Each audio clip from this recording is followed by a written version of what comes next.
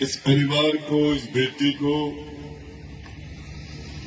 जिसने अपने पिता का साया उनके हाथ से उठा, जिस बहन के सर से सुहाग उजड़ गया, जिस परिवार ने अपने जाबाज नौजवान एक बहुत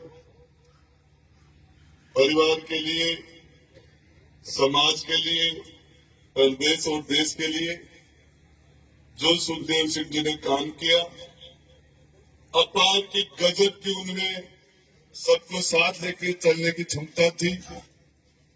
बहुत तगड़े संगठन करता थे, सबको सुनने की हिम्मत थी, हर किसी की मदद करने का मादा था।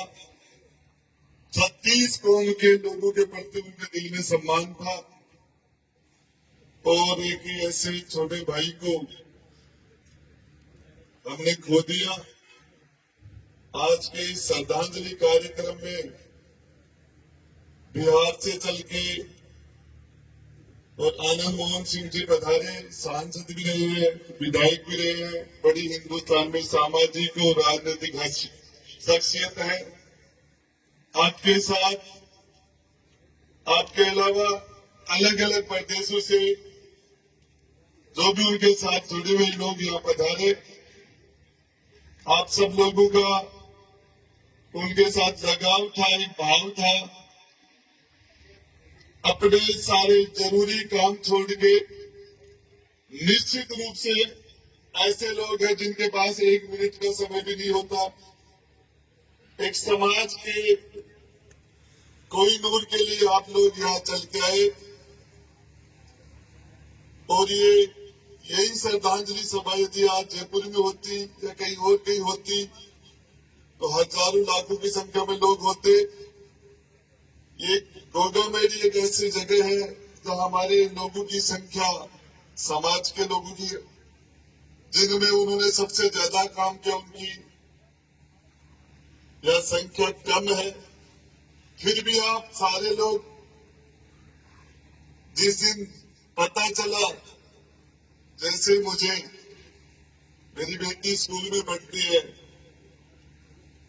और सुख, पता नहीं मुझे तो कभी मिले भी नहीं होंगे, सुख जी की बेटी और वो दोनों मोबाइल से दोस्त भी है। तो मेरे घर में बेटी को देखा मैंने, मेरे बेटे को देखा, उसका भी सुख जी के साथ एक दिल का पारिवारिक रिश्ता है। ये मैं आनंद मोहन सिंह जी को बताना चाहता हूँ, हमारा परिवार एक है। हम शेखावाटी से निकले हुए हैं, परिवार में सुख जी हमारे भतीजे लगते थे। ये राजनीति का और बाकी चीजों का सब्जेक्ट नहीं है। इस परिवार को आप सारे लोग सांत्वना देने के लिए आए, इसके लिए आप लोगों का बहुत बहुत दिल से आभार करता हूँ।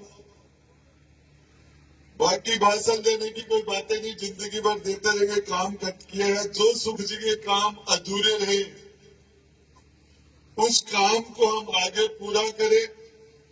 हर पीड़ित को शायद न्याय होता था।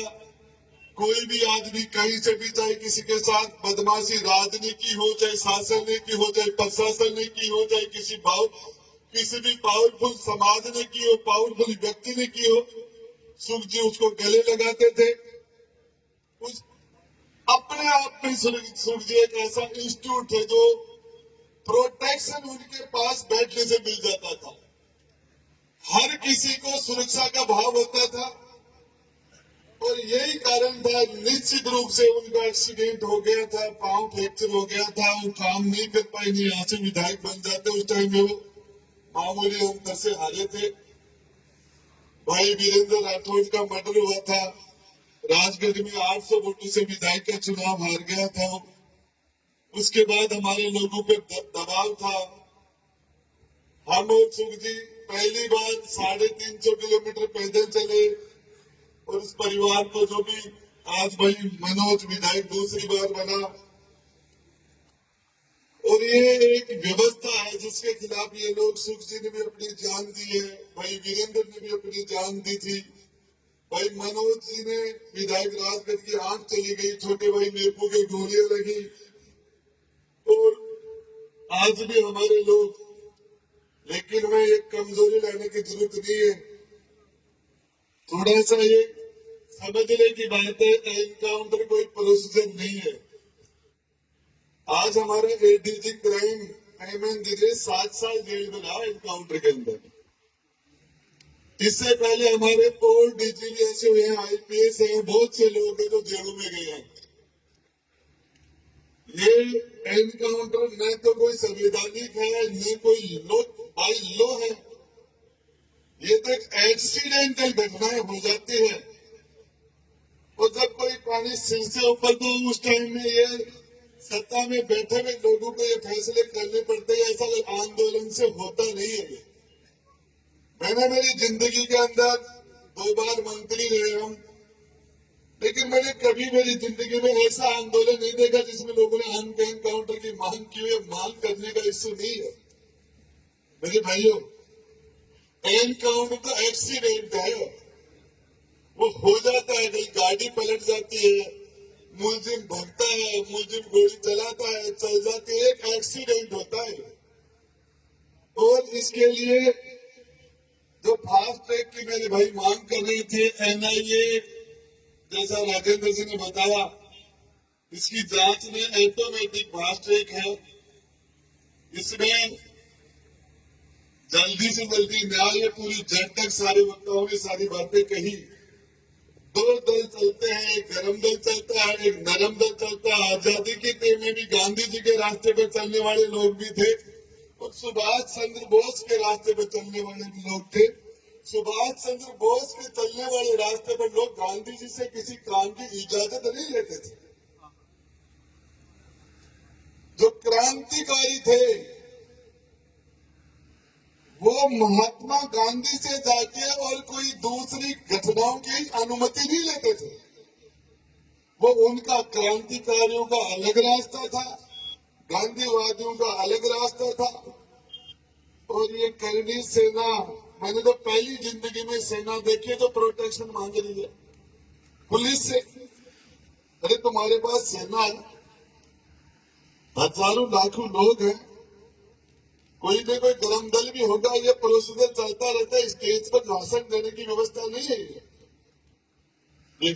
आप सब लोग पधारे और आप सारे लोग दूर दराज अलग अलग पूरे हिंदुस्तान से चल के आए। आपका इस राजस्थान की धरती पर स्वागत नहीं कर सकता क्योंकि श्रद्धांजलि सभा है, लेकिन आप जिस भाव से आप यहाँ पधारे, ये जिंदगी भर याद रहेगा। और ये भाव होना भी चाहिए हिंदुस्तान के किसी भी कोने पर, किसी भी भाई के साथ जो इस तरह के लोगों के लिए जीवन जी रहा हो, उसके लिए कभी ऐसी स्थिति आई तो पूरे हिंदुस्तान के लोग एक दूसरी जगह पूछे, ये भाव होना चाहिए।